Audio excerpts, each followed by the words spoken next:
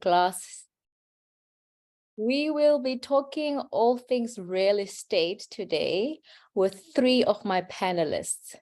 And I will give just a quick intro of their names, but I will allow them the platform to then kind of delve into themselves, who they are, how they relate into our space in the real estate sector, and hope to unpack what promises to be a great conversation ahead.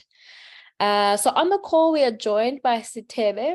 Sethebe Manake is the director of GoSmart. GoSmart is based in Botswana. We also have Marilyn Mosha. Marilyn is chief of sales and marketing at WestProp, and they're based in Zimbabwe. Last but not least, we have Esther. Esther Segero, she is the president of the Women in Real Estate that is based in Kenya. So we have quite a diverse African panelist, and we hope to unpack what is a continental conversation. Over to you, Esther. I don't know if we should please just have our videos on while we introduce ourselves. We'll first invite you, Esther, to talk a little bit about yourself and how you are involved in the real estate sector.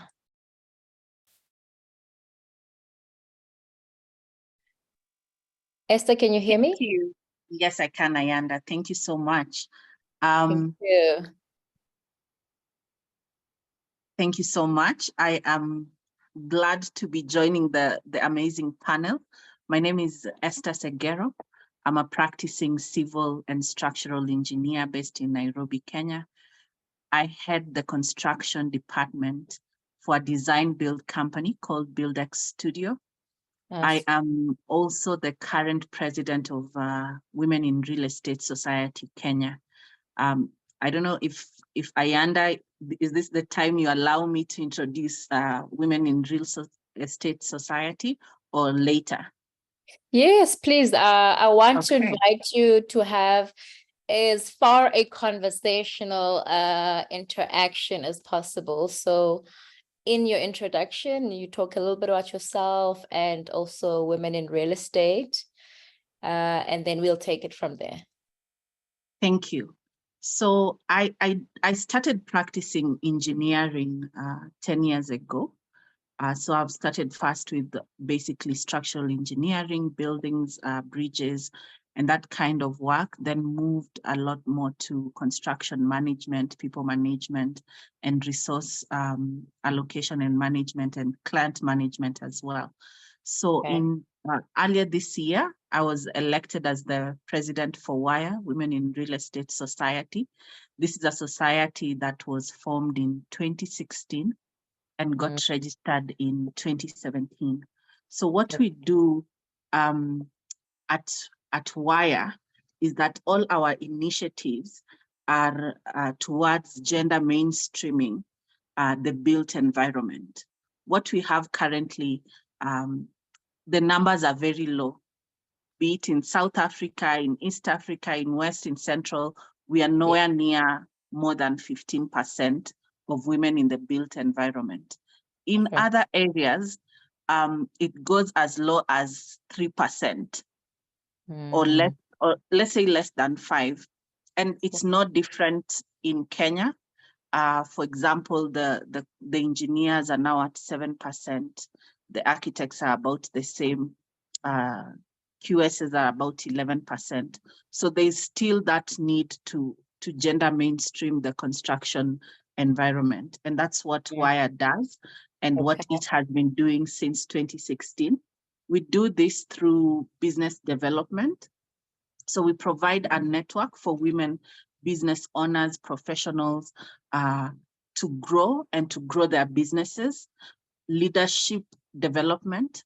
We have a program where we let the young people run the WIRE board or run all our activities. We also have a group of young people we call the WIRE Core, who are very much involved, hands-on experience to make meaningful contribution to the industry. And what we've done before is like have challenges where young people go to organizations and help them set up the lactation rooms, because this is not something you'd get a lot of in the built environment. And then we also carry out a lot of industry research. Now, this is important to WIRE because it allows us to address issues backed by information, backed by survey. So annually, we release what we call the WIRE Women in Real Estate reports. So the built environment surveys annually, and we've been doing this since inception. So it puts together the data. We go to companies, we go to organizations, we go to leading bodies and find out how many people in there are women. And not just how many are women, where are the women placed? Are they placed at positions where they can make decisions and impact organizations? Or are they just being placed in areas to meet quotas? Like, let's say, okay, who are they counting when they say, okay, we are working with women, we are empowering women? How are they doing that? Do they have frameworks around that? Do they have policies? Can we engage with them to create such policies and frameworks, especially in the built environment? It lacks a lot of policy. It lacks a lot of framework. Because the built environment is very much still in the traditional aspect, male dominated. Then we also do a lot of career outreach, and we have initiatives such as WIRE at Work, where we invite young people, other professionals to visit people at their workplaces, be it engineers, contractors, manufacturers, to see the processes and how different people go about delivering their mandate. And one last one that is dear to me is what we call the mentorship. We call it WIRE Lift, where we link mentors and mentees for a 6-month program journey to encompass career progression, personal development, financial management, leadership, and self-confidence. Thank you, Ayanda. Thank you, Esther. That is really quite a lot that you are doing as WIRE. And at this point, I do also want to draw some similarities with the organization that I also sit as a chairperson of, and it's called the SAIBPP Women's Forum. So the South African Institute of Black Property Practitioners, and I chair the Women's Forum of the SAIBPP chapter. And we also, I think I'm already seeing the parallels that, the kind of gender representation that we're all trying to achieve, and some of the mechanisms and tools, or at least objectives that we look at as well, are around increasing numbers in ownership. So the number of women that own or are in the transaction of ownership in the property space. Women in leadership, especially how you mentioned that it's not really enough to have women somewhere in the organization. We want to start seeing a transformation, or at least inclusionary practices at even decision-making positions. So senior management, executive and non-executive. So one of our pillars is, increased number of women in ownership. We also look at mentorship as a very strong pillar of the work that we do. So encouraging participation from interested young women from as early as, schooling age and even entry kind of years into the workspace. Then we also look at procurement practices, how women are represented in business. So I already like that, already we see similar kind of avenues of impact that can unlock opportunity, or at least participation from a gender perspective. So I'm going to hold it there and maybe invite Marilyn. Marilyn, if you could then also talk a little bit about yourself and how you are involved in the real estate space.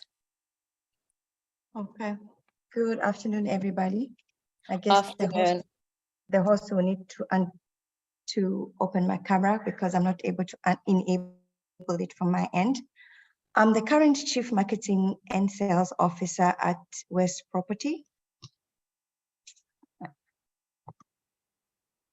Okay, there. Oh, lovely. Great to see your face, Marilyn.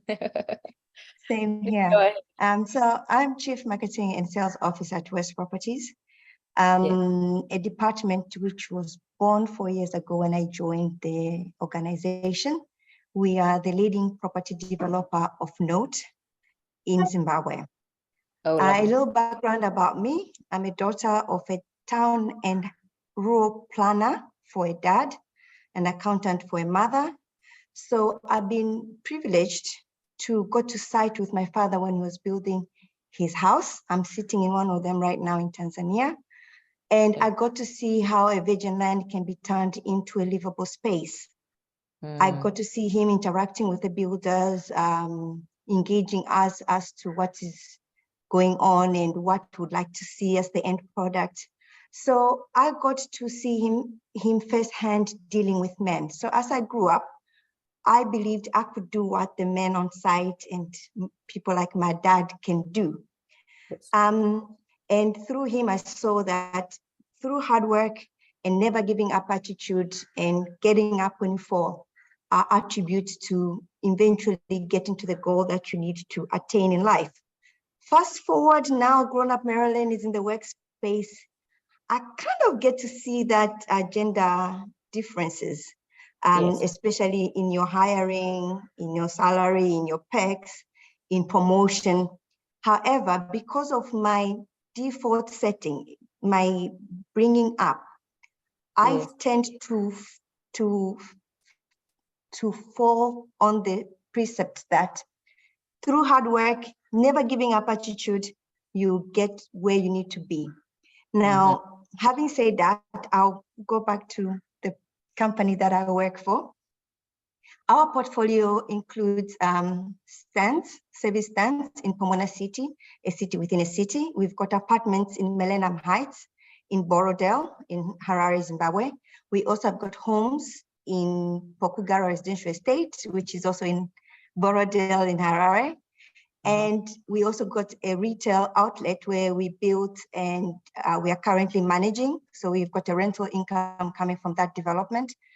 That's on our current portfolio.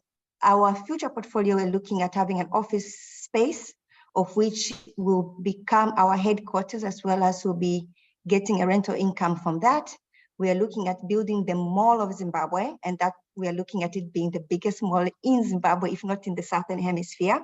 Wow. And we are also looking at doing a golf lifestyle estate, which will encompass a 5-star hotel with signature homes, PGA golf course with a brand new golf club development, as well as retirement node, living areas such as apartments and your housing estate, as well as the tennis and swimming academy, and as well as retail and office space and a shopping center again. So we are here for the long term, and we are embracing collaboration in everything that we do, as well as partnerships. For example, the Mall of Zimbabwe, we are looking at collaborating with McCormick, the biggest retailer, contractors, as well as managers in South Africa. So we are always ready to benchmark. And as a woman, I believe in open communication and enabling an environment where women can grow, where you can pull another woman up and push another woman up. In that way, you become a force to deal with, rather than being a single woman that's trying to do it all. We need each other to grow. We need each other to become better of self. Fortunately, where I work, we've got almost a 50-50% workforce. On the C-suite level, we are exactly 50-50, 3 women, 3 men. And trickling it down, we are 50-50. So even on site, we've got women who are working on our sites. So in a nutshell, that's me. Thank you. Thank you, Marilyn. So you sound like a big machine that is already thinking quite consciously about representation. I look forward to interrogating those thoughts a little bit more. Now I'm going to invite you, Sethebe, if you could please put your camera on and talk to us a little bit about yourself as well. Just as a thought, if I can please have all the panelists keep their cameras on, because after Sethebe's introduction, then I want us to get into a little bit of a dialogue, and it's nice to have the conversation and the facial expressions to go with it. Over to you, Sethebe.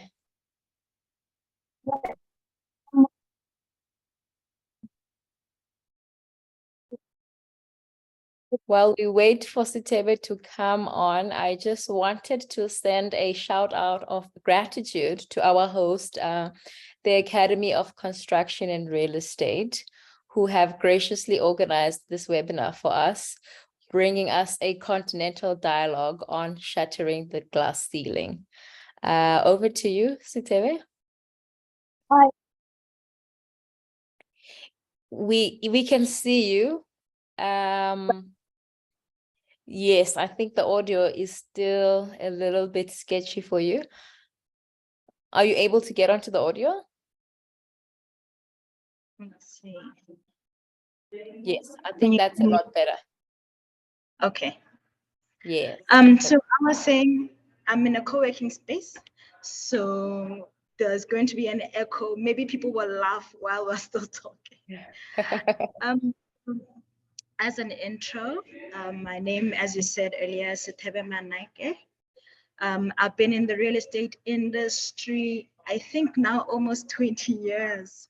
Wow. Going right through from property management, asset management, and circa 2014, I started our real estate research and consulting firm.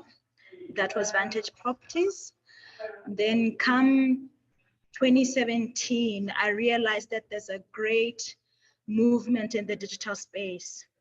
So with that, it was, if we're doing research, we're not likely to do better than the analytics tools that were coming up in the market. Okay. So that's how the advent of GoSmartValue came to be. When we're looking at how can we assist, first of all, the financial institutions to be able to provide better financing, particularly in the continent. I think anyone would tell you outright that there's a lot of limitation in terms of real estate being financed, particularly in areas that the banks don't have information on. So what we do is we go on the ground, we collect all that information, we put it in a format that anybody can use, whether it's a bank or a valuer, in order for them to make decisions. And our goal is to open up the market for especially those underprivileged that are not able to get access to financing for real estate. So come 2020 to date, GoSmartValue is that digital platform that is providing these data analytics to financial institutions. And most recently, we added a valuation management module to it, where we have got valuers, especially the upcoming ones, get guidance in terms of what should they be looking at when they are on site. And then they also get the right kind of information for them to provide the right kind of valuations or to improve the accuracy of the valuation. So that has been me, and the impact that has done as a woman. It's been amazing, a lot of growth, a lot of opposition. I mean, you can understand. We're changing how valuations are done in the country. We've had great support from the institutions, and it is growing. The adoption is growing within the sector. Okay, lovely. I like that you've already kind of went into then the fiber and the texture of what commercial real estate looks like in your country. So I think from your conversation, I can gather that, you've contributed quite a lot to the conversation of risk allocation and kind of strengthening information. But I want us to chat broadly about the real estate industry. What is the landscape like in general, and then specifically, for women in the space? And I may interject here and there because I also wanted to bring in Esther and Marilyn as we chat about this. So I'll come back to you, Esther. In terms of ownership, we find that it's not imbalanced. 51% is owned by women, 49% by men. Sure. But in terms of the professionals, the practice, you find that the most excelling practices or firms are mainly male run, and the women are more reserved in terms of their, what do I call it? Marilyn is laughing at me because she knows I'm trying to avoid certain safe words. Sure. Okay, maybe I want to draw in conservative. All right, Marilyn, perhaps it sounds like you have a little bit more to add to this conversation. What would you say is the landscape and kind of environment for commercial real estate in your country? In Zimbabwe. Thank you, Ayanda. Because I know you're I think the word Sethebe was looking for, their push forward is a bit more cushioned than the men. The men go for it.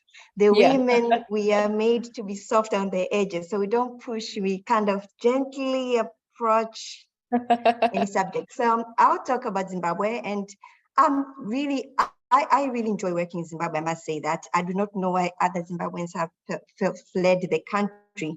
But yes, the economic situation has gone on for too long, longer than it should have. Okay. And the Zim economy continues to face a lot of inflation, currency and exchange rate headwinds, which in turn not only affect the property sector, but affects even the livelihood of Zimbabweans. And therefore you get Zimbabweans who work outside to try and almost run the country from outside, because most of the income that we receive in the country is actually from Zimbabweans working outside Zimbabwe. And that's what's making the dollars sort of exchange hands. Now, in June, the inflation rate was at 176%. Month on month changes are about 75%. And this is according to Zimstat, sorry. And this is mainly caused because of the official and the parallel exchange rate. For non-Zimbabweans, this means we are using US dollar as our currency, as well as the Zimbabwean dollar as a currency. So this causes havoc in the market and in the economy at large. For example, as a developer, we are subjected to a practice of pricing forward, because we predominantly sell our properties off market, off plan. That way we kind of now lock in the value of the construction materials now, even though we might start construction down the line. This is a huge challenge for developers and property professionals, at large, and puts a lot of pressure on us. Sure. In terms of your CBD, if I'm to just dive in just slightly on the sectors, we are seeing an exodus of official office space in the CBD, and people are settling in for offices where homes are being turned into offices on the arterial roads that are leading to the CBD. This has also put pressure on retail that used to be in town. They're also looking to sort of venture outside the CBD and set up shop outside the CBD. So if you go to Zimbabwe, most arterial roads leading to the CBD are being turned into mini shopping center, boutique stores, office space, as well as service centers. Okay. And again, the CBD, because of a lot of power cuts, the electricity is an issue.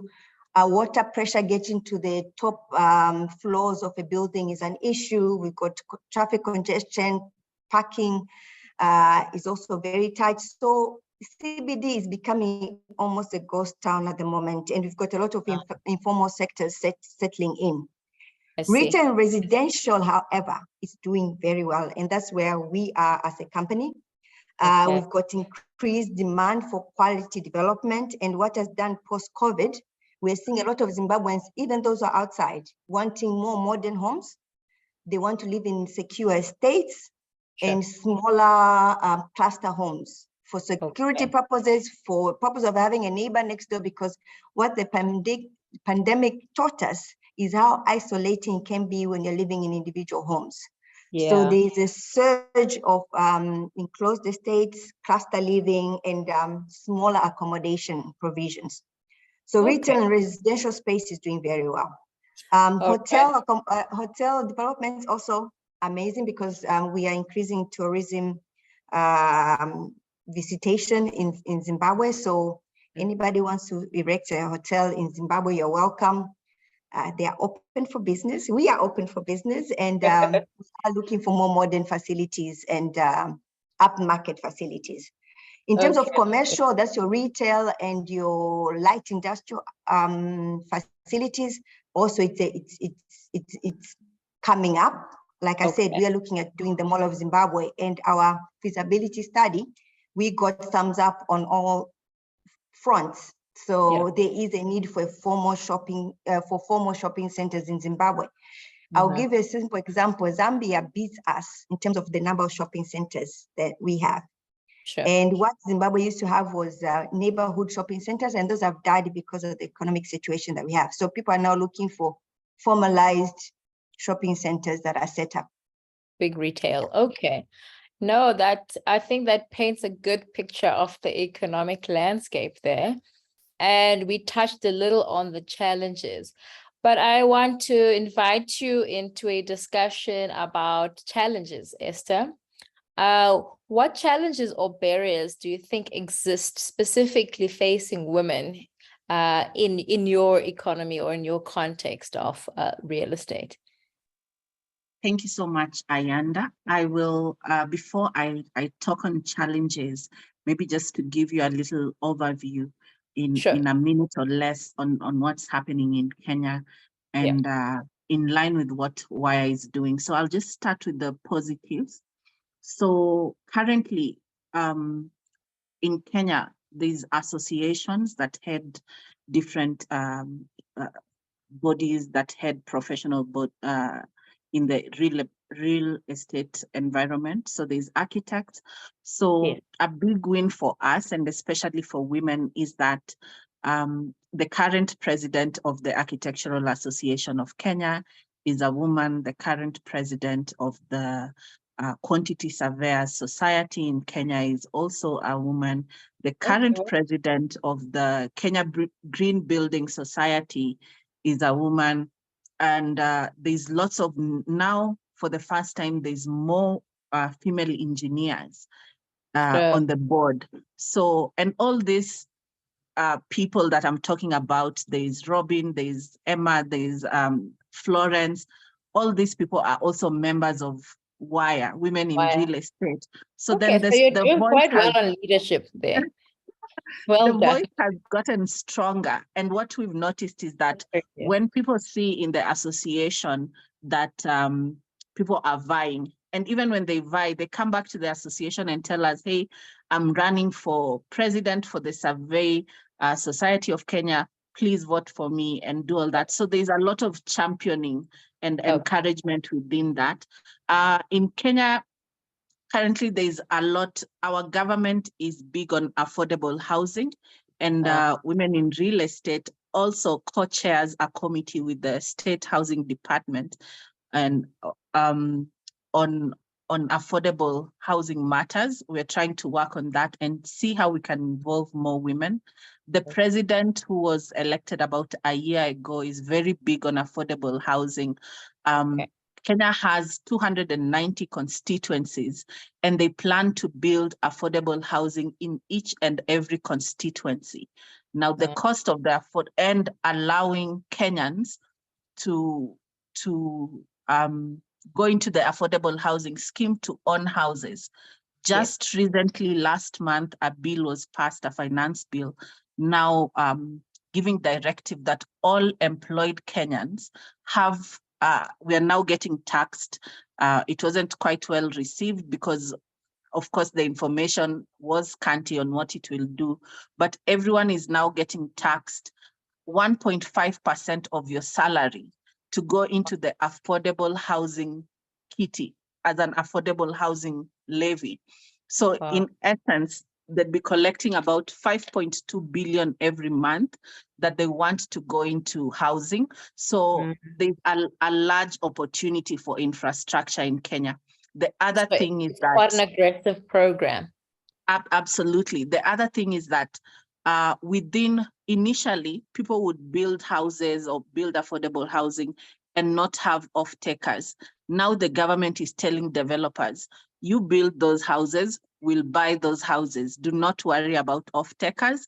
There's now a system registering everyone that wants to own a house within social housing, affordable housing, to be able to own. So now developers could also win big if the government becomes an off-taker. And now in the education side of it all is that the government is trying to use infrastructure and affordable housing to be a key area for employment, and are therefore empowering the TVETs, the training institutions, the polytechnics, where people are getting those skills that can be used in affordable housing projects and infrastructure projects.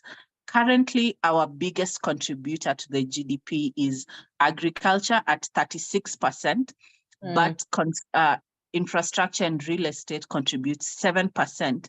However, the real estate industry is the fastest growing industry in Kenya at 18%.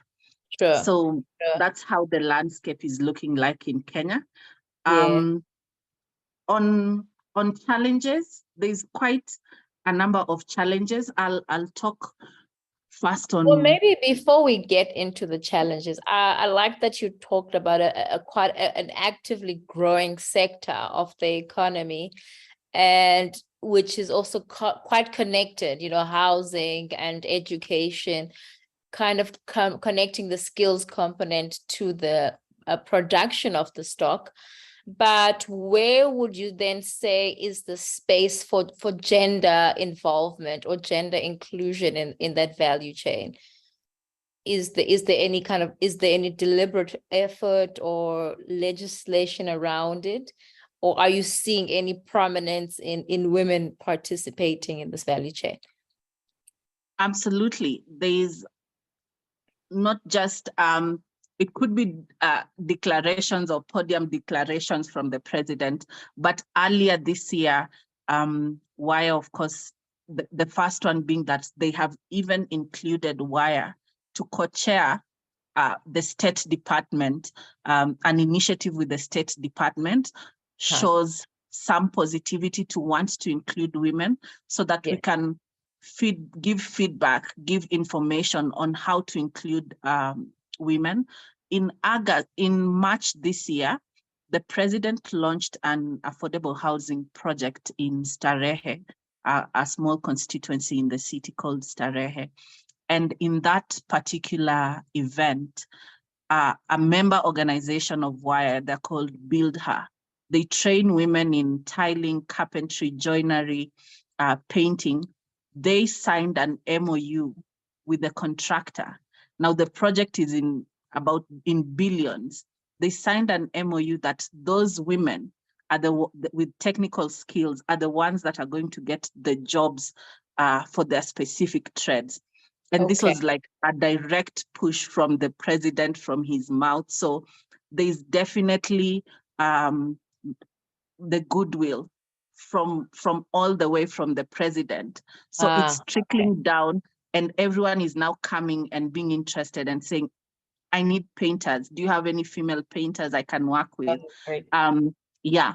So it's there's opportunities, and in the law as well, there's bills that specify the percentage of work that women and youth should be getting in all government projects. So it's the enactment of that, and that is where WIRE seeks to come in and remind everyone, hey, there's women, they're being trained, they're plumbers. Are you enacting this? Do you have a framework for this? Can we help you? Sure. Okay, I like that. I'm going to pick on Marilyn now and just probe around policy. How has your country, or even maybe the bodies that women are involved in, legislated and started to see a dividend in how women are included, or how they participate in some of the projects that you've been talking about, Marilyn? As a country, I don't think there's much policy in terms of gender equality. Yeah. However, within organizations, we see a huge change in terms of inclusion of women. Like I can tell you, at West Property, we have an engineer for a woman, a quantity surveyor for a woman, a sites manager is a woman, marketing is a woman, sales is a woman, COO is a woman, administration officer is a woman. So we have tried within our organization to have that gender inclusiveness, and we can see that in most organizations, especially your institutions and your places like Estate Agency Council of Zimbabwe, I believe is currently run by a woman president there. And there are quite a number of women who have been included or in boardrooms and running top institutions. So we are slowly getting there, but in terms of policy, it's not as advanced and mature as that of Kenya. Oh, yeah. Okay. All right. Thank you. Then Esther, for you, if it's maybe a shift in conversation, can you tell us a little bit about how you would interpret the phrase shattering the glass ceilings? What are we shattering, and what would you describe as a glass ceiling in your context? Thank you. So, oh, sorry, Sethebe. I wanted to say Sethebe. Yeah, otherwise, it's okay. Sethebe, please. Sethebe, please tackle this one. Otherwise, we haven't heard much from you in this conversation. I was so happy to not be the first one to answer that question. You're now in charge of defining the proverbial glass ceiling. Okay, so to me, the reason why you would say it's a glass ceiling, it's that it's transparent. So as you grow, whether it's professionally or in business or what, when you look up, looking at your future, you don't see that there's a barrier, especially when you're ambitious, when you're hardworking, you don't see the barrier. And it's only when you get there, when you find that there are obstacles, there are challenges that you have never imagined would exist just because of your gender. And you end up fighting for space where you never used to fight for space before. I see everyone nodding here. So where your opinion must now have certain kind of backing where before you never had to, and nobody else in that space, particularly of the opposite gender, has to present the same kind of credentials. So when I say shattering the glass ceiling, is reaching that point and breaking through it and still being able to propel as far high as you want to. Okay, I like that. I like that. I see everyone nodding on the screen. So Marilyn, care to add to that?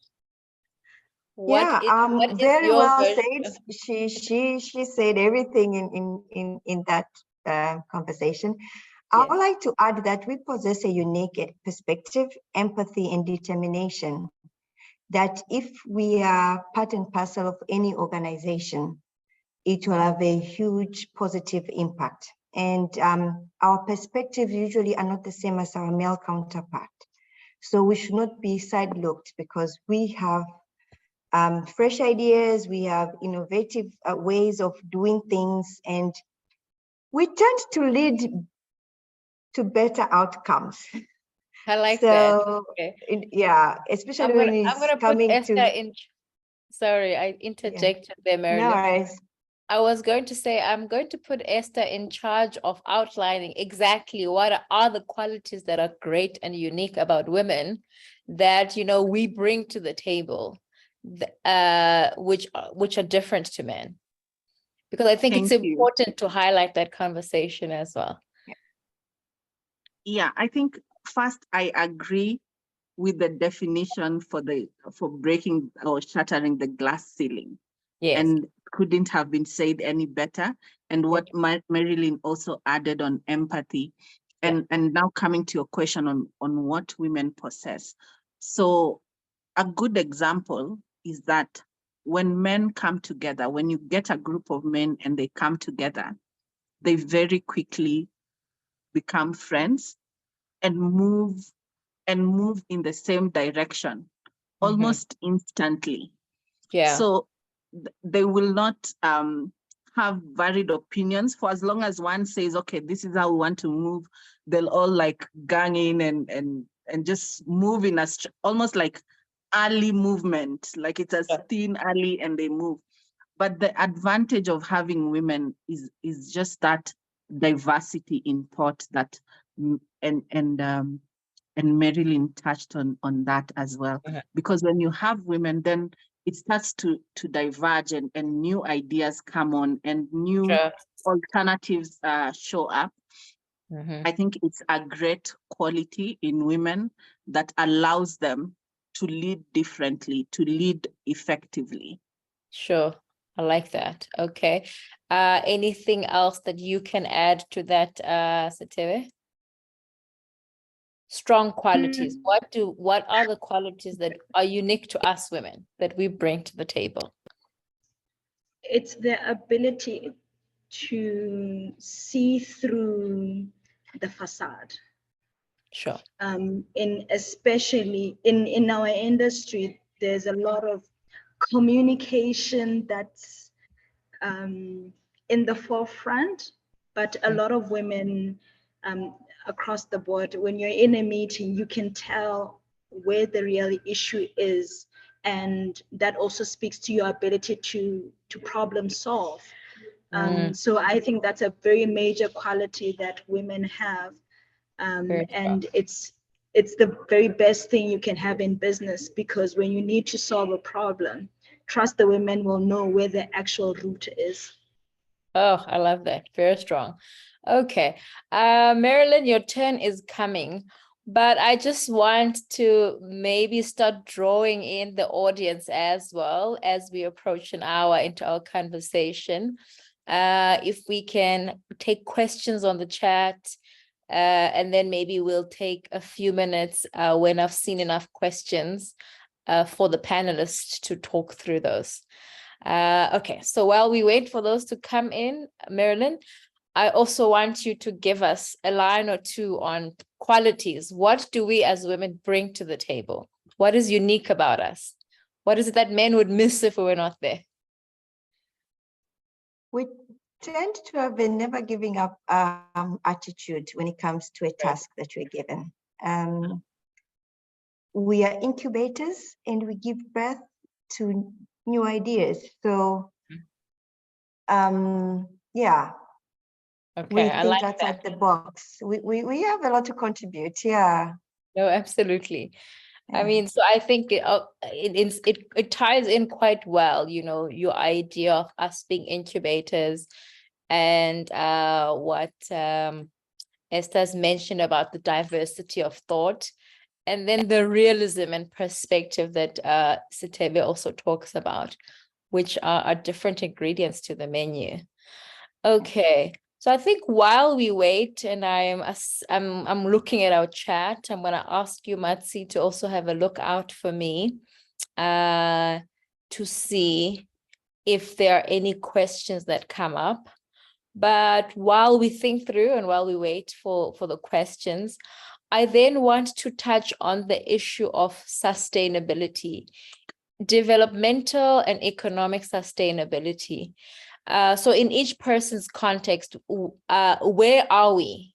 Where are we in terms of looking at industry in a sustainable manner that speaks to diversity, inclusionary practices, and equity, you know? And I know you talked a little bit, we mentioned a little bit about differences in remuneration, differences in representation, those types of things. So I want us to bring in sustainability into this conversation. Who can I pick on first? I think I'll go with you, Marilyn. Well, for me, we go back to being competitively remunerated. When you lift up one woman, you've lifted the nation. That saying is not for nothing.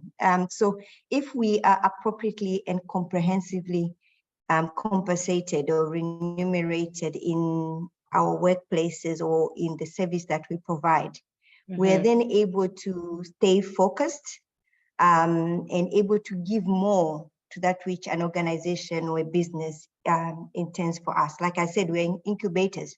So if given the comforts or given the ability to, the platform to, so it then leads to promotion.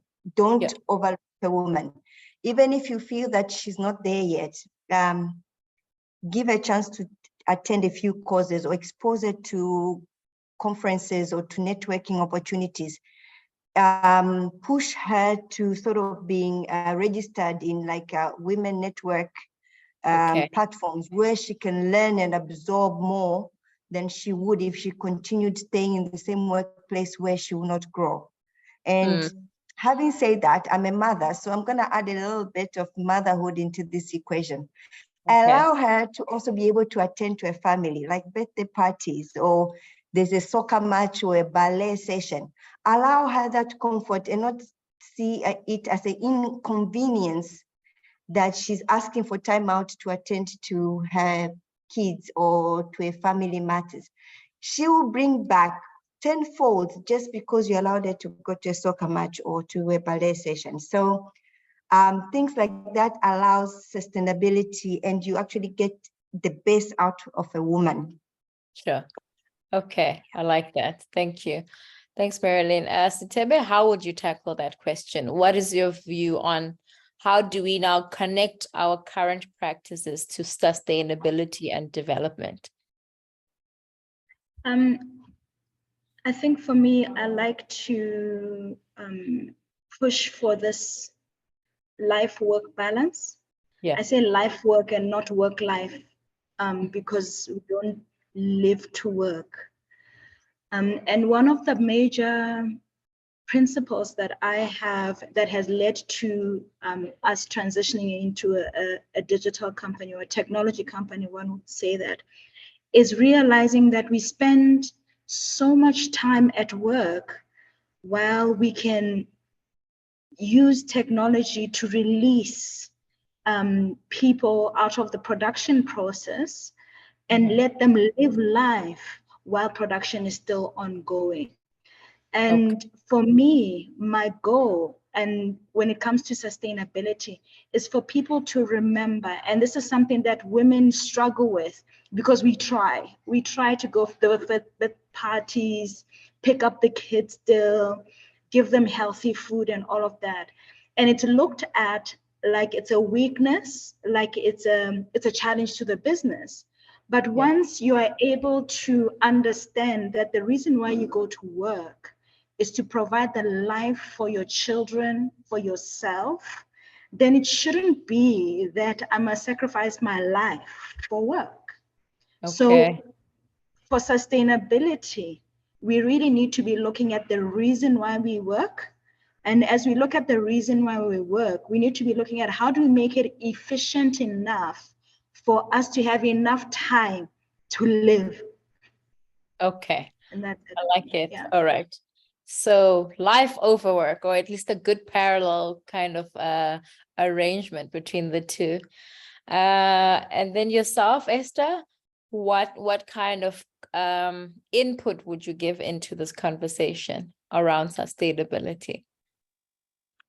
Around sustainability, I'd say we need to evaluate first and then standardize pay. Okay. Everyone working in the same role should receive equal pay, and women should be encouraged as well to go after pay raises just as men do. Another one would be to review the hiring processes. Okay. In the hiring processes, sometimes they use words that discourage women, be it like in the applications. There's some words or connotations that tend to discourage women from applying. So there should be more sensitivity around that. For example, words like aggressive. I think when women see the word aggressive, they're first like, okay, I don't want to be called aggressive. Yeah. Or, No, exactly. or if someone uses the word, we are looking for ninjas, yeah. So the view would be they're looking for a man. Yes. Yeah. So such issues as well. Then to review, organizations have policies, or they just be like ESG and create a policy here and there. But reviewing those policies and enforcing the policies that are not discriminatory, and also having flexible work options to allow the women to tend to the family and to tend to their work as well. I think another one on sustainability that just came to me, and I would tie it to what the first speaker talked about, was that the ceiling is clear, right? So then you're shattering the ceiling. But then we talk a lot about mentorship, but we also need to have within women sponsorships, where you are a senior person is sponsoring and bringing up the juniors to grow into their roles as well, or putting them in front of opportunities, or testing them out. And we do a lot of that as well within WIRE, from October, usually for 3 months, from October to December, where we have the youth board. These are people that are between 18 and 21. Okay. The WIRE board steps back and we say, okay, these are the people, these are our leaders, and they carry out the tasks that I would carry out. If I needed to go and have a meeting at Nairobi County with the county officers or government officers or sponsors, we would send the youth board to give them that opportunity and to sponsor them and say, okay, we believe in these young people, and they can have a conversation on women in real estate on our behalf. Okay. I really think that is quite an intriguing conversation on its own. And I want us to preserve it for later, because I want to touch on this idea of mentorship and collaboration, and as it relates to women. But before we get there, I just want to, I'm drawing quite a lot of parallels in this conversation, especially around remuneration, as a tool for kind of advancing women in this space. Also flexibility, understanding that women in the workspace are, kind of have diverse needs or ways that need to be catered to, because they still have the family life to look at. As well as we talked a lot about the language, the practice of language that is there in the sector. So my next question is, how do we overcome these things? So the issues that are there, they've come up between the three of you. and you are positioned in different parts of this continent, but yet your experience is the same. And my question is, what is the solve? How do we start to think about how to overcome these challenges? Sethebe? I would say occupy space. Force yourself to be inside the space. Because you only change, and this has been my view, you can only change something from inside. So if you don't occupy the space in which the conversation is having, you can't influence the direction of that conversation. Yeah. And if we understood that when we occupy, when a woman wants to be influential, she can. Because you know how to influence, because you know what the real goal of each individual you're conversing with is. Okay. All right, it's quite strong. Then I want to, Marilyn, what is your sense of the change that how can we change the circumstances for ourselves? Actively encouraging and supporting each other. Platforms like this one, I was invited. I was like, oh yes, I'm coming, and that helps a lot more than just myself to better myself, because I'm learning something from Sethebe, I'm learning something from you. I did go and read your bio when I heard you are a facilitator. I didn't know you before this conference. So actively encouraging each other, actively supporting each other. And if an opening comes, or if there's a leadership role that's up for taking, even if it's targeted at a man and you think you cannot take it, call Ayanda. Maybe Ayanda can fill it up. Maybe it's not your time yet. So we should be able to be in a position where we can pull each other and push each other, as I always say it. And for example, in South Africa, there's a young Sarah Chezi. She is my president because I'm part of IRM Gauteng chapter. Oh, That's lovely. for property, certified property managers. I really admire her go-getter attitude. She has been nominated as top 20 youth powerful woman upcoming. And we do have those in every society. So, and she's only 30. So I can only clap for her and not say, oh, I'm no longer 30. My time has passed. Sure. I can only encourage her, give words of encouragement and propel her from behind, because we can't all be leaders. We can't all sit in boardrooms. We might not have that. So, and getting a mentorship, I cannot stress that enough. Like we said, men have got their things that they get this done. But women, after work, we go straight home to do domestic chores. We don't have the networkings that we could sit on and say, oh, today at work, this was my challenge.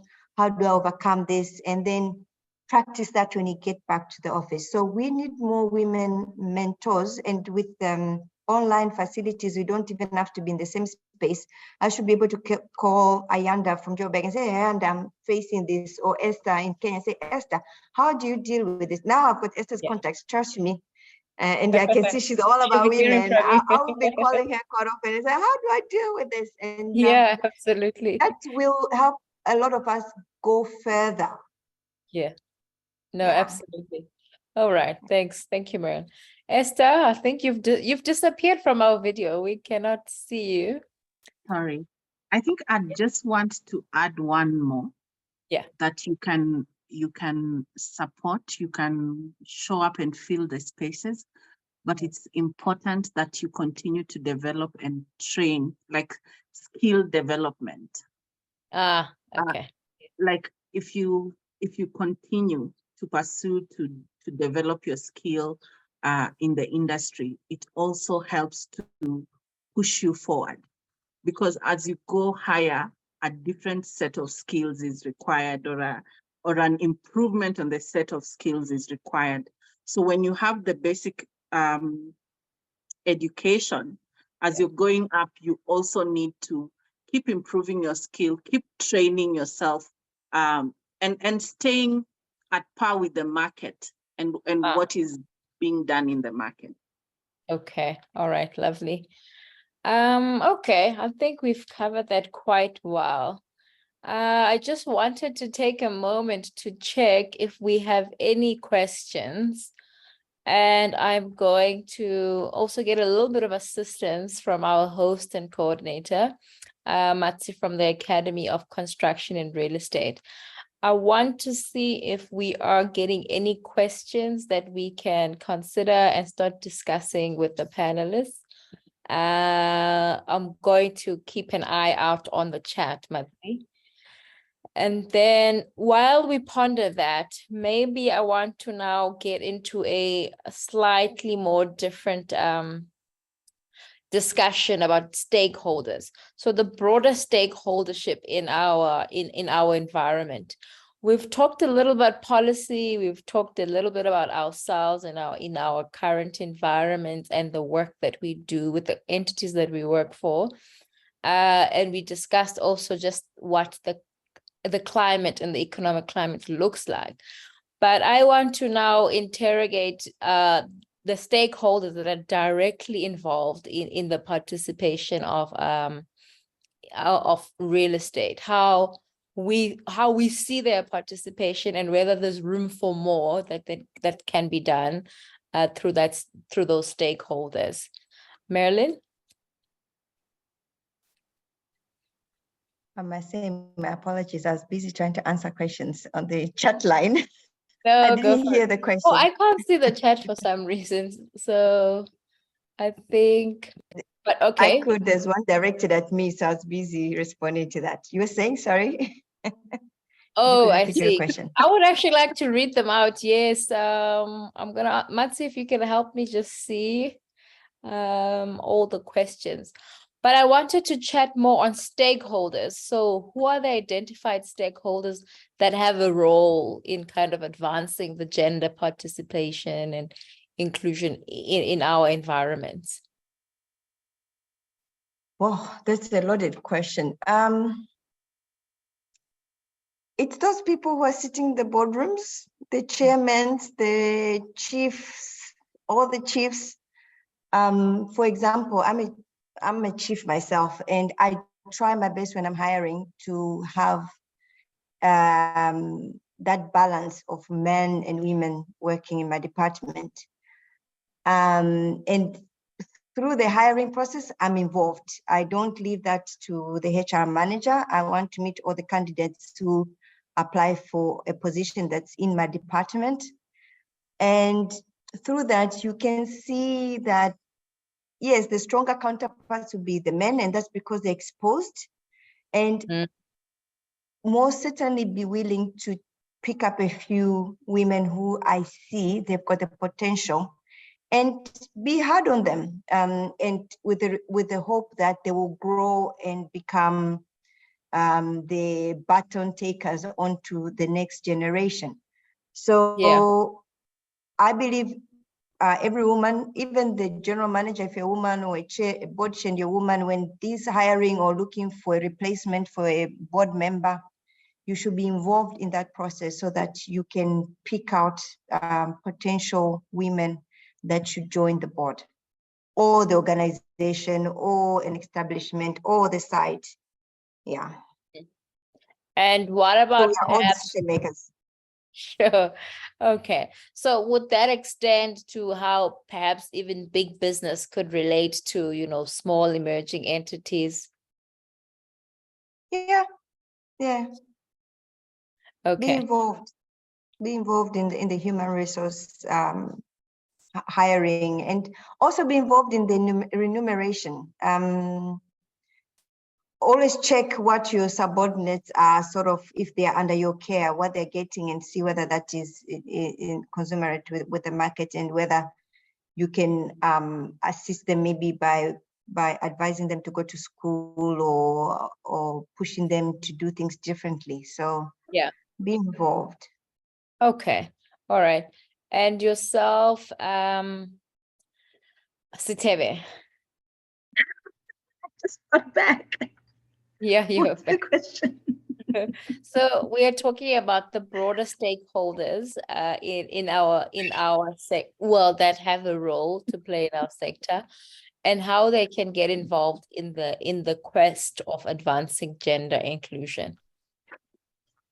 Okay, I think anybody who's a decision maker Yeah. has to be involved. It's a deliberate effort. This is right from procurement, HR, your C-suite, like Marilyn spoke about, and also just extend anybody where you can extend some grace and try to understand the background that makes somebody appear to be, whether it's challenging or not at par. Okay. Yeah, I also I do struggle with it. I'll be honest with you. I struggle with it sometimes. With the requirement, I require that women have some ambition, not necessarily at par, but there has to be ambition. You have to have some drive. And I don't know if it's because of the cultural background often, or what is it, but I find that when you do have women, you encourage them in the organization, you do have to push them or give them room to develop that ambition. So anybody who's in the decision making must know that taking on this deliberate decision also requires some effort to bring women to that level that you want them to be. Okay, all right. And then lastly, maybe just in closing on the subject, Esther. Thank you. I'd like to talk about the group, which is women who work on construction sites. I work a lot with that group of women. In Kenya, really anyone that's on the construction site would be representing the bottom 20% of the country. So it's an important stakeholder is the local community. We found out that when we involve the local chief or what you'd call the local leader in having them, when we are hiring for our construction sites, we go to the local chief, he introduces us to the local churches, he has meetings with the locals and tells them, hey, the people at that point are building and they're looking for women who would like to learn how to build, who are interested in work. We get a lot of women. There's one example in Turkana County in Kenya where there's lots of manyatas. Maybe you've come across that kind of building typology. When you look at a manyata, traditionally, manyatas were built by women. So in the traditional context, women were the builders. So if you had a tall wife, your manyata had enough headroom. If your wife was short, your manyata was equally short, because they literally just place the grass and the mud up to the height that they're comfortable with. So when we went to build there, we couldn't get women to build, yet we were in a community where women are the builders. So when we got in touch with the local chiefs, the next week, we were working with so many women on site. So it's always important to include the local community. I think another stakeholder, and I don't know how exactly they would fit, is with our research at WIRE, we found that there's more women at university level, but then there's less women in the workforce. So maybe also including the educational institutions as stakeholders, and how do we tap into that? How do we ensure they're encouraging the young people, the women, on completion, get into the industry? So greater initiatives around the bridge between the education sector and the workspace. Okay. All right, lovely. I will pause to take a question that has come up. It is directed at Sethebe. So it's it's talking more to the subject of valuations, and it looks at what changes have you made in conducting valuations and in which communities have you targeted? Okay, so the valuation management platform, we looked at the valuation process, the stages which people spend a lot of time on, which are mainly looking for market research, looking for market information in order to do the analysis for your valuation. So what we did is more look at how can we streamline this process so that a valuer can be able to do work faster and not have to spend a lot of time doing these things. So on the platform for valuers, we provide them things like land rates, building costs, sales trends, and it's broken down by location. We also provide them with comparables. So we've just brought in all of the different dynamics that you use when you're doing evaluation, so that you can do it a lot faster, a lot easier, just from your device, whichever device that you're choosing to use at the time. So that's what we've done to the traditional valuation, reduce the turnaround time, give you more time to spend with the family so that you can get your life back. Like that. So you incorporated technological influences to improve that. Okay. Thank you, Sethebe. The next one, it says, in wanting to join the property space, would studying urban and regional planning be a good direction? I'm going to maybe ask you, Marilyn, to take that one. So urban and regional planning, is that kind of the good landing and good footing into joining the space? So my dad is a rural and town planner, so I'm assuming it's more or less the same. You will have, it's like a roundabout way to getting into real estate. Nowadays, there are much more focused modules or courses that you can take that will give you a shorter route to become an estate, to be in real estate. So, for example, if I'm to put it in a simple way, you want the body. You don't really need the skeleton. Planning is going into the skeleton of the matter, because it talks about planning the space, open space. This is going to be residential, commercial, rah, rah, rah. You just want the body. So with real estate, you're more at the end product. And that way, if I'm to put in a simple term, there's a shorter cut to it, and planning is going to the back end to your result. Yeah. And maybe what are some of the options that are available? Are you knowledgeable of some of the options that are available? I know this university has got good courses. I did my CPM RM course via this university. University of Cape Town also has got quite a number of courses.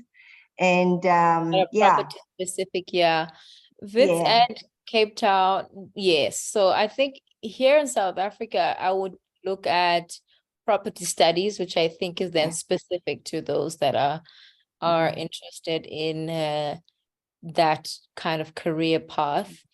In University of Zimbabwe, we do have real estate courses. University of Dar es Salaam in Tanzania also has got real estate courses. So most universities nowadays, they do have a property or real estate designated studies that do not go to planning and urban planning. Okay. All right. Then there is also a question, I think, again, it's directed at you, Sethebe. It's inquiring about how one would be able to be added to the valuation platform. Okay, so at the moment, we are serving the Botswana market. That's where we have got extensive information into. So if you're operating in Botswana, you just need to sign up and subscribe on GoSmartValue.com. If we are looking at the next regions, we're looking at Zambia and South Africa next. We're looking at Nigeria. We actually have people in Nigeria. So looking at how we can get into that. So when we get into each region, we will communicate. So if you already signed up, at least you will get the information, the newsletter as we come into the different regions. Okay. Yeah. Okay. No, lovely. So I think while we will look out for more questions, I will then usher us into maybe what I would consider the next phase of the discussion. How do we see the future of the industry? And how could women begin to position themselves for this future that we envisage?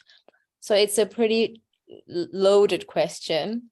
And I don't know, do I have any volunteers to take it on, or should I pick somebody? Esther, because you're already on the trajectory of technology.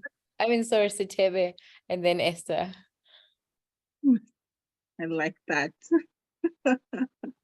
Okay. Well, technology is an obvious trajectory, at least to me it is. Recently, I was having a conversation with somebody in SA who was asking about AI and its impact in the real estate sector, and how should, as professionals, how should we address it? And I think the opportunity that we have when we're looking at the future is to learn as much as we can and be able to use the technology to our advantage, because there's only so much that's available on the internet about our continent, about our countries. And it's only up to us who are in the space, who are in those regions, who can know how to manipulate this tool that is technology to better our own industry, to better our services, and also to improve the services that we provide.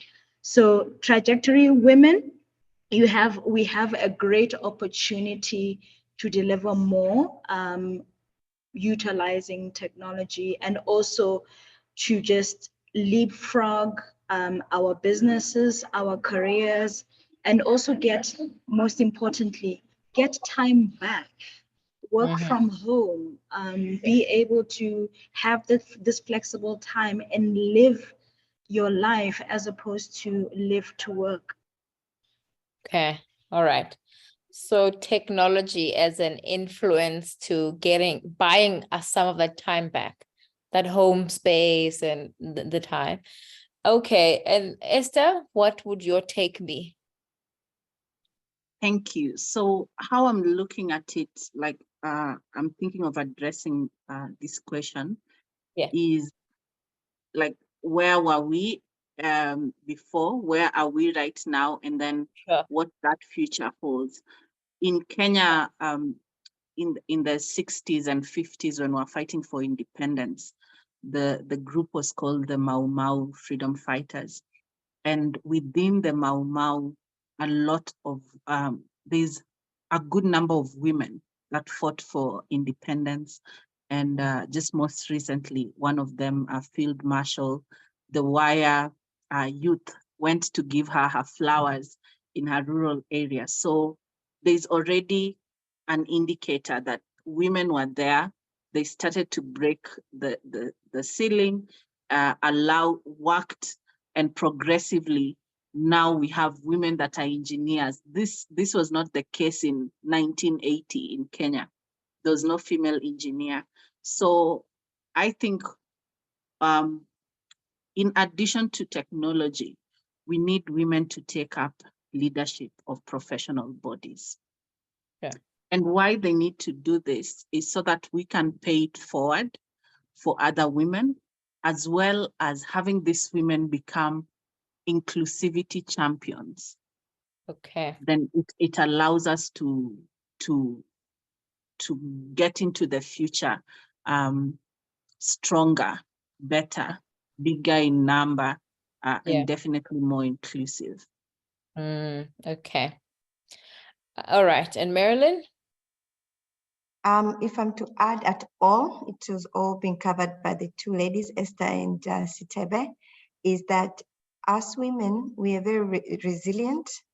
and we've got sheer determination in the things that we want to achieve. So with AI coming on board, property is still very much so a sentimental issue. And I feel as a woman, we still have that position where you can negotiate and put forward the best value for property product that's on the market and be able to win the hearts of an investor.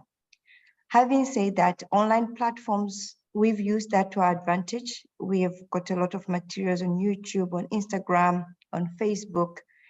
It does play a very important part in terms of reaching the multitude of your market.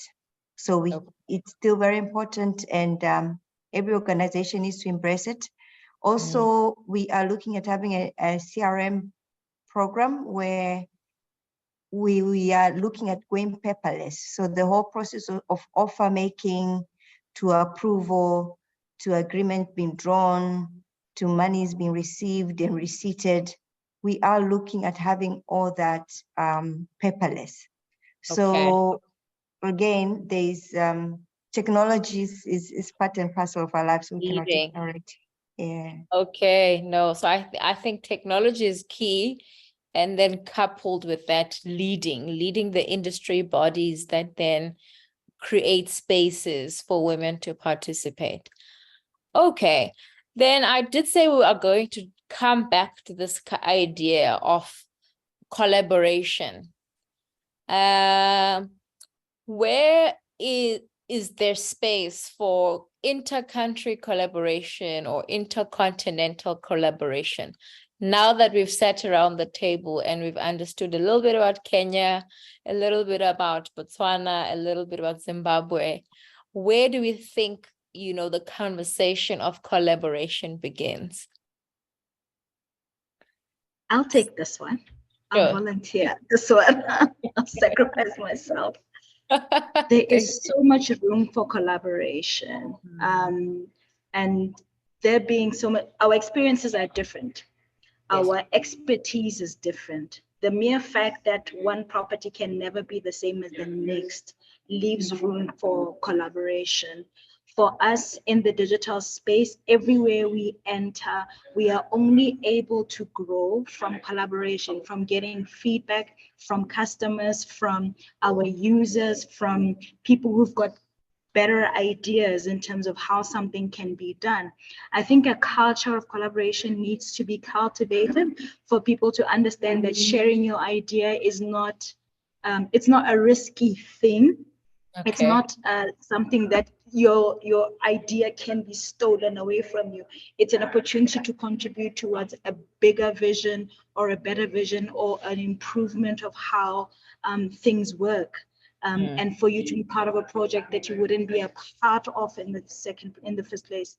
So just speaking from GoSmartValue perspective, we've gotten to where we are with collaboration, where we sit down with multiple stakeholders and engage in terms of this is what we're trying to do. How do you think it would work for you better? How can we improve it? What is important to you? And we intend to continue to do that. We've opened up now to valuers in the country. We literally have a forum that allows for the valuers who are using our platform to keep sharing their idea, whether it's new ideas, it's challenges, it's whatever it is that they're thinking about in order to help us build. And for every market we are going into, the key thing is for us to start having the collaboration conversation. Is it even necessary for us to be in your market? Is there value?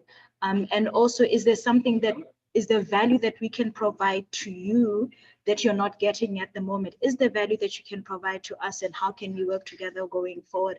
I think for the growth of the continent, collaboration is the thing that we should have at the top of our mind. So yes, there's absolute room for it, especially for women, because we don't have a lot of exposure individually.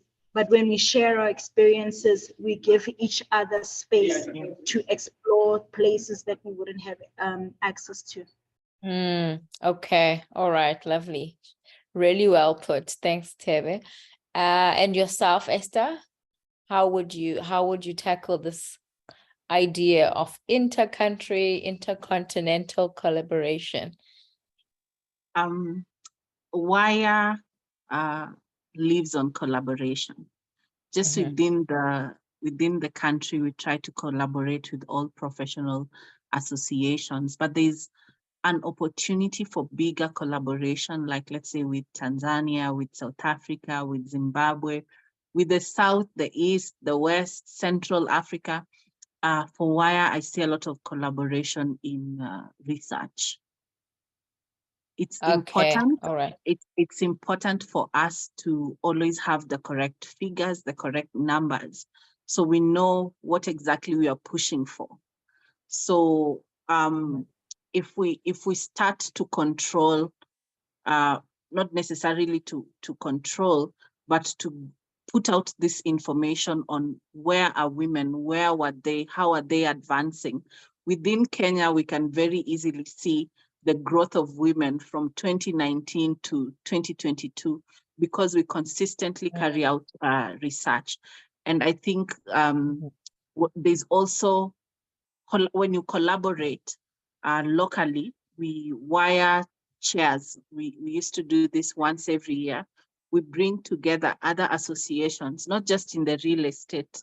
We now bring in female doctors, female accountants, female lawyers, and have a wider conversation to understand where are they, how are they progressing, how are we progressing, what obstacles are we facing, what obstacles are they facing, how are they tackling their obstacles, where are they winning.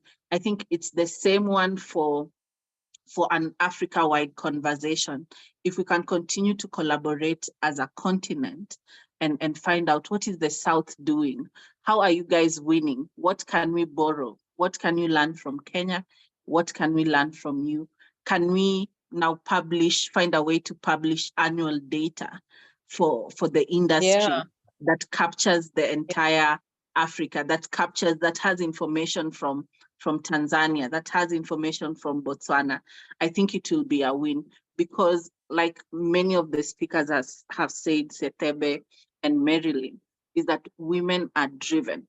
So what happens when women are driven is that you'll see, like, Marilyn is doing really well, and she's being public and vocal about what she's doing.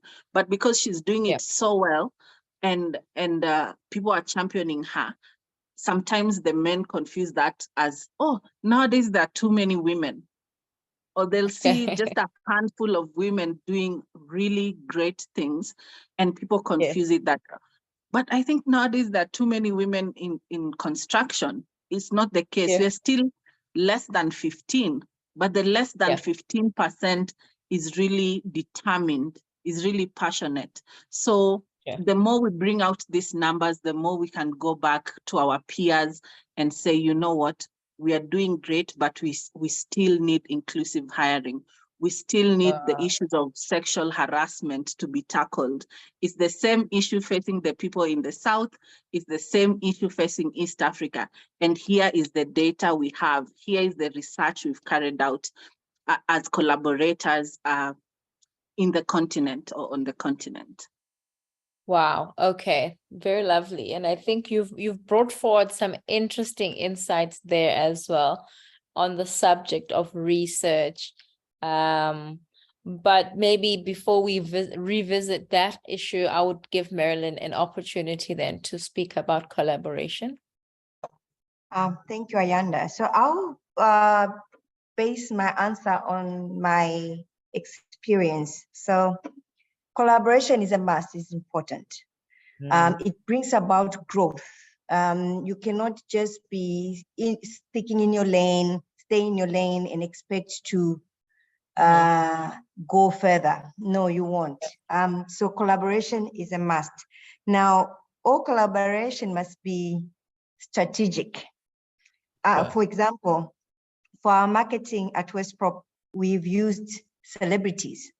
There's a celebrity called Chairperson who's quite well known, especially in Zimbabweans who are outside Zimbabwe. And we've used his platform and we've made him our ambassador so that he can propel our reach. And we're able to touch Zimbabweans who maybe they are done with politics, they're done with the country, but when they still listen to music from back home and they got to hear about our property through Chairperson. So that was a strategic partnership because we are harnessing on his numbers that he had on social media. Another example is the Mall of Zimbabwe. Why we write the books while McCormick are doing it so well in South Africa? Hey, call them up. Let's see if we can collaborate in developing this amazing, biggest shopping center in Zimbabwe, if not in the Southern Sahara. And they were willing to venture outside South Africa. And we are looking for a profitable win-win situation with them. By the way, WestProp is now a listed entity in the stock exchange, Victoria Stock Exchange. So we are able to raise funds from external sources into our projects. Then I look at my past workplace. I worked at Turnstile in Botswana. We always had people or professionals from Stanlib, if I'm not wrong, if my memory serves me right, who would come and look at our portfolio and give us advice on where we needed to tweak here and tweak there in order to get our retail portfolio right. So that's another profitable and rewarding collabo, as well as attending. I met Sethebe, believe it or not, for the first time at a conference in South Africa while we were both in Botswana at the time. So networking and, you know, also opens doors to greater opportunities. We also in Zimbabwe as WestProp we are lead sponsors for API, which is another conference and for business for real estate forum, which has got conferences in most of the African parts. I know they do Kenya, Zambia, Mozambique, South Africa, Botswana, here, and most of North and West Africa. So we get involved, we get to tap into their network. And like they say, your network is your net worth. So collaboration is very important. And I know today I've met Esther for the first time and yourself. I'm sure we'll remain, I'll keep your contacts. We'll remain in touch and see how best we can propel each other, pull and push. Nice, lovely. Okay, I like that you've also touched on instances of collaboration in your experience that, you know, you've stretched even outside of the borders of your country to find those partnerships.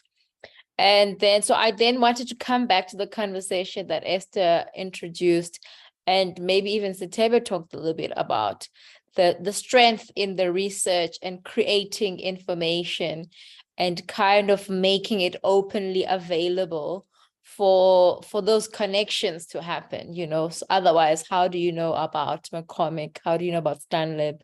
How do you know what is happening in Kenya, you know? So what are some of the strategies that can be considered? Because I know, Esther, you've already talked about publishing an annual report tracking women in real estate, which I think is quite a strong and powerful tool of already creating information around that. So any similar initiatives, Marilyn, that you could speak to? Kind of the strength and creating kind of liberty in the information. Anything you work on? Work in progress, I'd say. Okay. In the environment that I work in, I think we've been so focused in trying to get the work done and actually not have had opportunities to sort of cultivate the women in the industry. I'm actually taking ideas from Esther in regards to what women should be doing. And like I said, I'll keep in touch with her and I hope to implement this in Zimbabwe. So we are not there yet, but we work in progress. If we're there, it's very quiet and very silo based. Sure. Okay. Yeah. Yeah. All right. And perhaps it's a space of influence that you could look at. Yes. Sethebe, you spoke quite boldly around research, but more from an organizational point of view. And so I suppose my question is then how does that kind of infiltrate widely, and how do you begin to create information that is of strength that, you know, it can start to encourage collaboration? Sethebe, are you still there?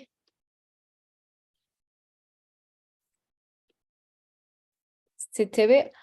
Okay, I think we may be struggling with connection with Sethebe. But okay, as we wind down, I would then want maybe if I will start with Esther, if you could give us any kind of closing or kind of final sharings you'd want to share about your journey in the space. Thank you, Ayanda. Not to move too far, but I think one other issue that is big when you're even talking about shattering the glass ceiling for women in the real estate society is that once you break this transparent glass ceiling, as women, you get to a leadership role, and then they have introduced another word, glass cliff. So okay. you get I up like there. Okay. You get up there just to be put in a position again where it's more or less like, okay, you're expected to fall. There's a higher risk of failure, you know? Okay.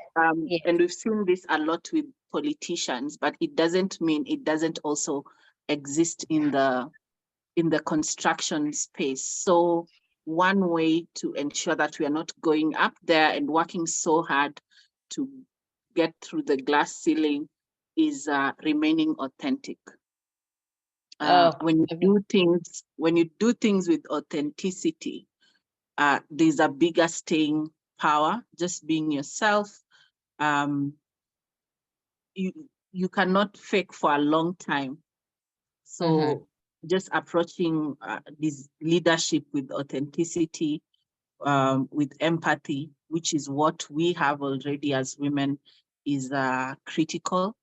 I think the other thing is that glass, unless it's like bulletproof glass and hardened and toughened 12mm glass, it's breakable, it's brittle. So when you get to that point and you're faced with biases that you did not think exist for you in any way,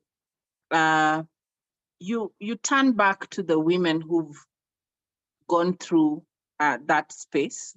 And right now, luckily in Africa, there's that category of women that have worked in construction for a long time. So for the younger people, anytime you're faced with a challenge, someone has been through that same challenge.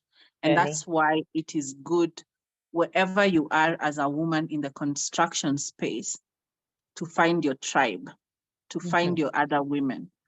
They form a support system to assist you to grow and to develop.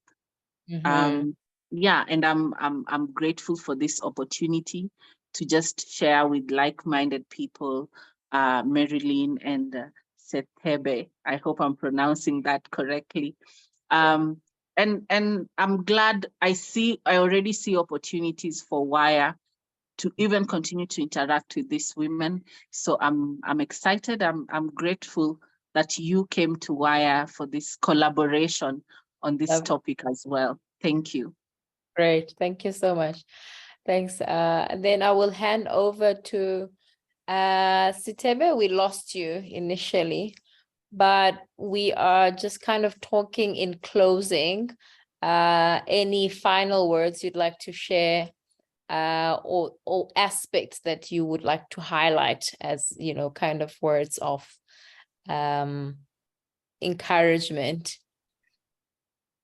Okay, when I came in, Esther was talking about how brittle glass is.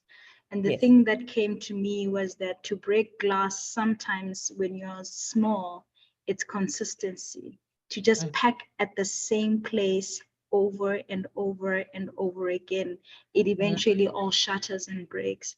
And in my experience, I have learned that the consistency in just pushing forward is the one thing that eventually the glass breaks and you don't even realize it because you keep pushing, you just keep going. And I think if it's an issue of what I would advise anybody who's meeting challenges in trying to break this glass ceiling that they've come to find in their lives, it is just stay consistent. Don't be wavered by what's happening around you. It can be quite painful, but reach within, stand with integrity, and just keep pushing, because what you're building is something that people will only see after the glass breaks. Because before that, there's a lot of noise. That glass makes quite a lot of noise once you reach it. So that's the advice that I would say. Don't give up. Like Marilyn was saying, keep going, stay consistent, and just keep pushing. Yeah. Okay, I like that. Very strong. I'm going to invite Marilyn to speak to the same, but maybe as you go through your part, Marilyn, I will allow one or two more questions that we can look at, and then maybe culminate to a closing. You got the platform, Marilyn? All right, so I'm going to echo what the ladies have said in so many words. Stay focused. As a woman, you get derailed by domestic duties and societal pressures. Stay focused. Find some way of keeping on going. The second point is have a never giving up attitude. So what, you have to stop and take care of your pregnancy or your baby, go back to school, get back on that horse and stay focused and continue with your journey. So get up and continue. Don't give up. Say yes. Most of us women, we keep on thinking, maybe if I get this promotion, I may not. No, say yes and try it out. Rather you fail at it rather than not taking it at all, or saying, if I take this promotion, I might not be able to be there for my family. No, say yes, take that promotion. Work at it. Don't remain in your comfort zone for too long. If you realize that going to work is like a piece of cake, then it means that you are comfortable at what you're doing. Ask for more responsibilities or take on more responsibilities. Work and study at the same time if there are no more responsibilities to take at work. Study so that you can upgrade yourself and be able to be in a position to take up more responsibilities or higher roles at your workplace. So accepting that the status quo is not you, that you want more or you deserve more. Yeah. Okay. No, I love that. I think it's quite powerful. And we've shared a lot. I mean, we embarked on this subject of shattering the glass ceiling, and we've done a good job of unpacking what exactly that glass ceiling is in each of our spaces. I find a lot of things feel and seem very similar and common to all the different countries. And what I like then is, in closing, we've also identified ways that we can accept the challenge. We know that there are challenges there. Accept the challenge, find ways to tackle it. And also then the subject of collaboration was very insightful for me, because I think the strength in collaboration, a bigger and wider potential for growth. So in those words, I'm really going to thank our panelists. This was a very, very insightful conversation. And I look forward to interacting with each of you, even after this instance. I'm going to thank our host, the Academy of Construction and Real Estate, for even conceptualizing the idea, let alone reaching out to all these great minds and putting us together under one roof. And then last but not least, our audience. It's been a 2-hour-long conversation. I hope it gave you a lot to consider, a lot to think about, and even ideas on how you take your own career forward. So with all of that, I will close the session. Thank you, everyone. Have a good evening. All right. Thank you, Ayanda. Thank you, Yeah, Sethebe thank you so much, Marilyn. and Sethebe. Esther. Yes. Great meeting you. And thank you for our listeners, those who tuned in. Yes, a big you. thank you. Yeah. All right. Thank you. Bye.